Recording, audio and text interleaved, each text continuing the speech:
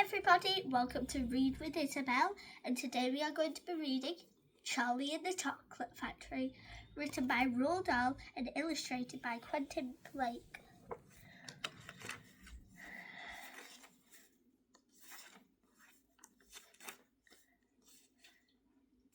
There are 5 children in this book, and they are called Augustus Gloop, a greedy boy, Ruth Salt, a girl who is spoilt by her parents, Violet Beauregard, a girl who chews gum all day long, Mike TV, a boy who does nothing but watch television, and Charlie Bucket, the hero. Chapter 1. Here comes Charlie. These 2 very old people are the father and mother of Mr. Bucket.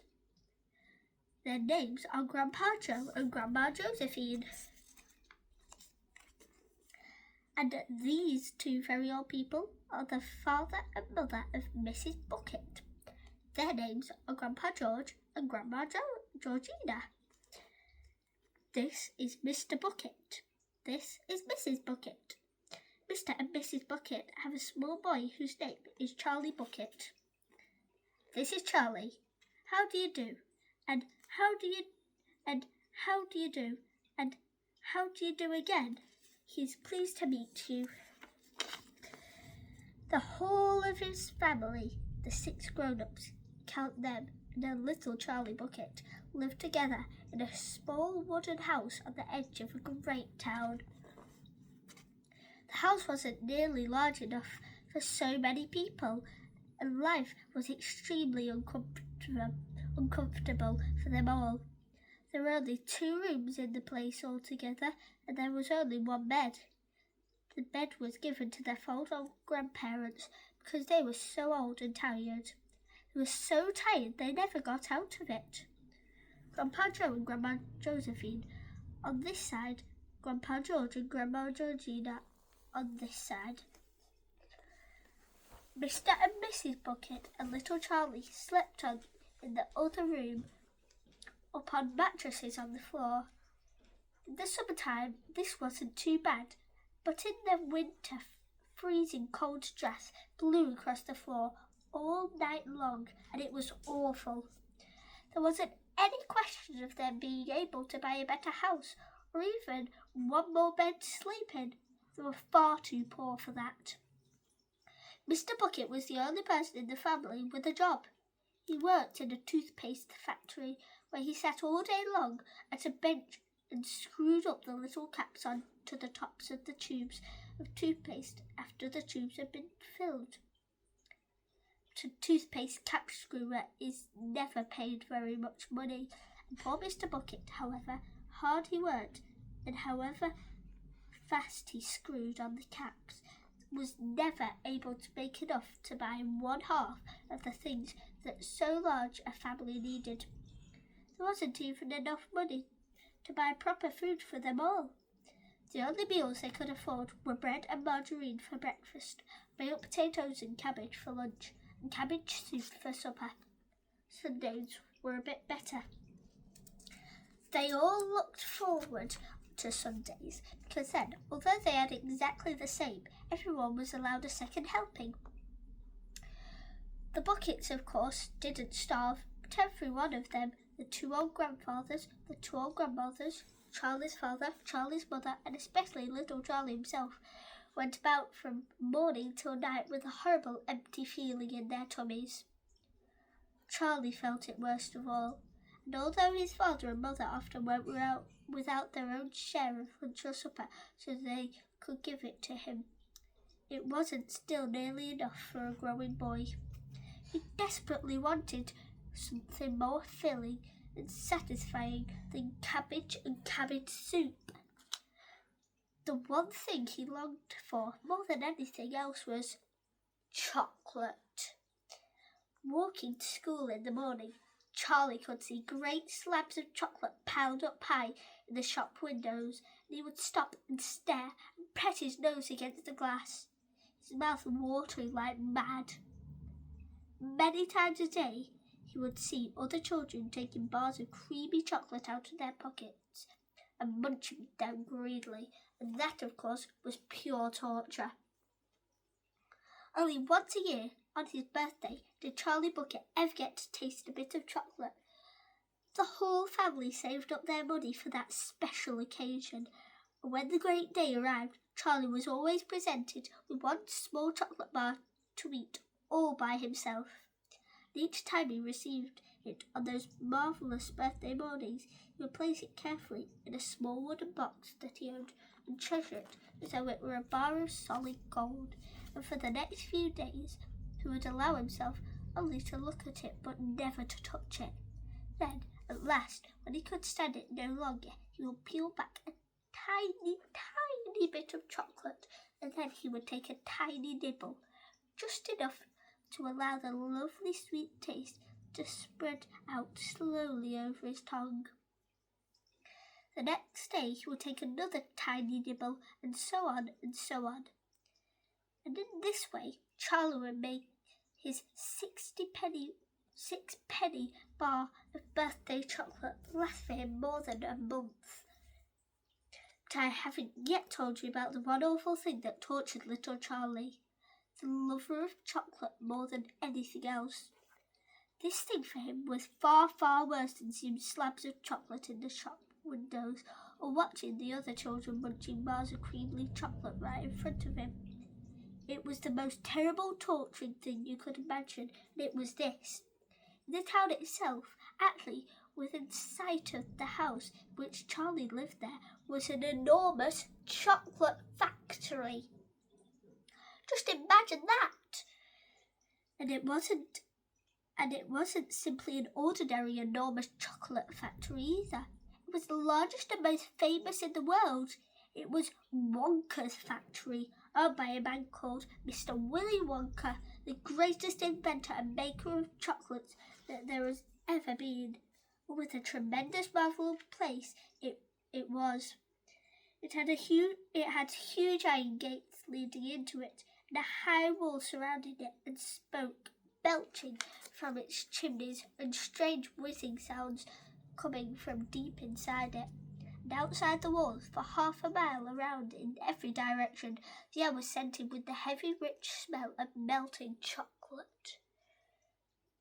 Twice a day on his way to and from school, little Charlie Bucket had to walk right past the gates of the factory. And every time he went by, he would begin to walk very, very slowly, and he would hold his nose in the air and take long, deep sniffs of the gorgeous chocolatey smell all around him. Oh, and how he loved that smell! And oh, how he wished he could go inside the factory and see what it was like. Chapter 2. Mr. Willy Wonka's Factory.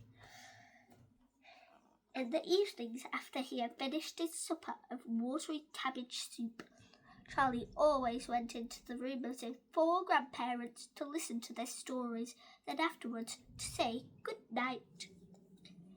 Every one of these old people was over 90. They were shriveled as prunes and as bony as skeletons, and throughout the day until Charlie made his appearance, they lay huddled in the one bed, 2 at either end, with nightcaps on to keep their heads warm, dozing the time away with nothing to do. But as soon as they heard the door opening and heard Charlie's voice saying, "Good evening, Grandpa Joe and Grandpa Josephine and Grandpa George and Grandma Georgina," then all of the 4 of them would suddenly sit up. Their old wrinkled faces would lighten up with smiles of pleasure, and the talking would begin, for they loved this little boy, who was the only thing in their lives, and his evening visits were something that they looked forward to all day long. Often Charlie's mother and father would come in as well and stand by the door listening to the stories that the old people told. And thus for perhaps half an hour every night this room would become a happy place, and the whole family would forget that it was hungry and poor. One evening, When Charlie went in to see his grandparents, he said to them, "Is it really true that Wonka's chocolate factory is the biggest in the world?" "True!" cried all four of them at once. "Of course it's true. Good heavens, didn't you know that? It's about 50 times as big as any other." "And is Mr. Willy Wonka really the cleverest chocolate maker in the world?" "My dear boy," said Grandpa Joe, raising himself up a little higher on his pillow, "Mr. Willy Wonka is the most amazing, the most fantastic, the most extraordinary chocolate maker the world has ever seen. I thought everybody knew that." "I knew he was famous, Grandpa Joe, and I knew he was very clever." "Clever?" cried the old man. "He's more than that. He's a magician with chocolate. He can make anything he wants. Isn't that a fact, my dears?" The other three old people nodded their heads slowly up and down and said, "Absolutely true, just as true as it can be." And Grandpa Joe said, "You mean to say I've never told you about Mr. Willy Wonka and his factory?" "Never," answered little Charlie. "Good heavens above, I don't know what's the matter with me." "Will you tell me now, Grandpa Joe, please?"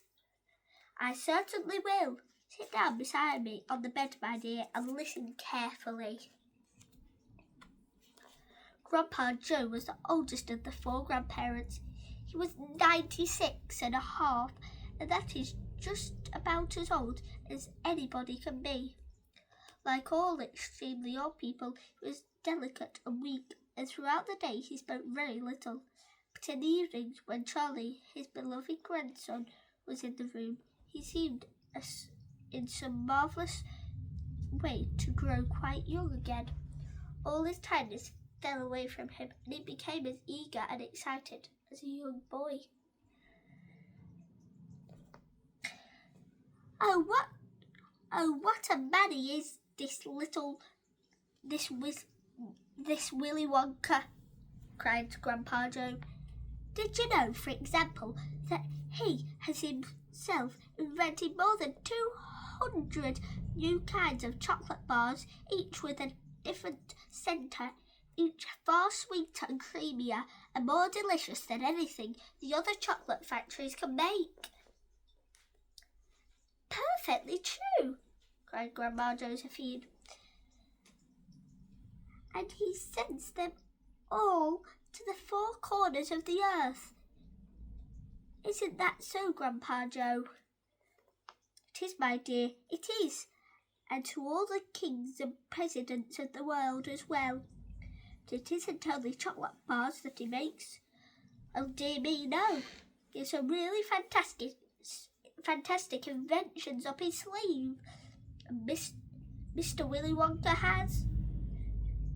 Did you know that he's invented a way of making chocolate ice cream so that it stays cold for hours and hours without being in the refrigerator? You can even leave it lying in the sun all morning on a hot day and it won't go runny." "But that's impossible," said little Charlie, staring at his grandfather. "Of course it's impossible," cried Grandpa Joe. "It's completely absurd, but Mr. Willy Wonka has done it." "Quite right," the others agreed, nodding their heads. "Mr. Wonka has done it." And then again, Grandpa Joe went on speaking very slowly now, so that Charlie wouldn't miss a word. "Mr. Willy Wonka can make marshmallows that taste of violets and rich caramels that change colour every 10 seconds as you suck them, and little feathery sweets that melt away deliciously the moment you put them between your lips. He can make chewing gum that never loses its taste, and sugar balloons that you can blow up to enormous sizes before you pop them with a pin and gobble them up. And by a most secret method, he can make lovely bluebird eggs with black spots on them. And when you put one of these in your mouth, It gradually gets smaller and smaller till suddenly there is nothing left except a tiny little pink sugary baby bird sitting on the tip of your tongue. Grandpa Joe paused and ran the point of his tongue slowly over his lips. Makes my mouth water just thinking about it, he said. Mine too, said little Charlie, but please go on. While they were talking, Mr. and Mrs. Bucket, Charlie's mother and father, had come quietly into the room and now were both standing just inside the door listening. Tell Charlie about that crazy Indian prince, said Grandma Josephine. He'd like to hear that. You mean Prince Pondicherry, said Grandpa Joe, and he began chuckling with laughter. Completely dotty, said Grandpa George. But very rich, said Grandma Georgina. What did he do? Asked Charlie eagerly. Listen, said Grandpa Joe, and I'll tell you.